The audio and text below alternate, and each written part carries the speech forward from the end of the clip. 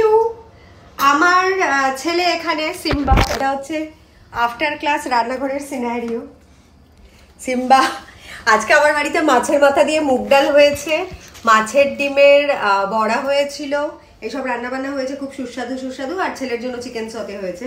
তো সিম্বাও মাছের মাথা দিয়ে লাউ ঘন্ট হয়েছিল একটা, ওটা এখন জুত করে একটা মাছের মাথা দিলাম, চুস করে খাচ্ছে। আর আমি ডান্স করার পরে কি হয় জানি না, আমরা দুটো খুব সুন্দর গানের ডান্স করছি। একটা হচ্ছে বাচাতা সঙ্গে উনো বাচাতা বুন্নি টাট। আজকে আমি ঠিক করেছি একটুখানি একটা রিল বানাবো ওই নাচটার ওপর, না হলে ভুলে যাচ্ছি কোরিওগুলো।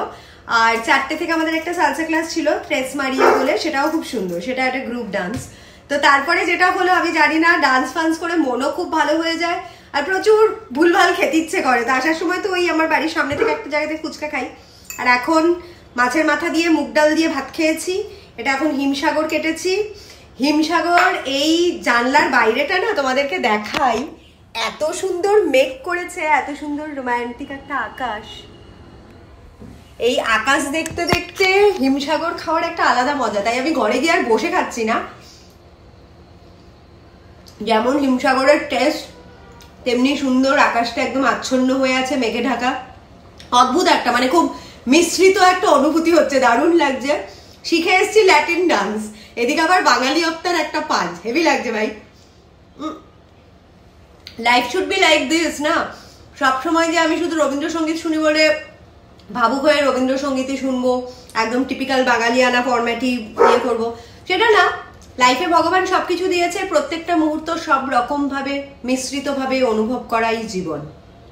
আর যারা যারা হিমসাগর বেশি ভালোবাসো বলো, আমার বর যেমন ল্যাংড়া খেতে বেশি ভালোবাসে, আমার আবার ল্যাংড়া আমটা ভালো লাগে না।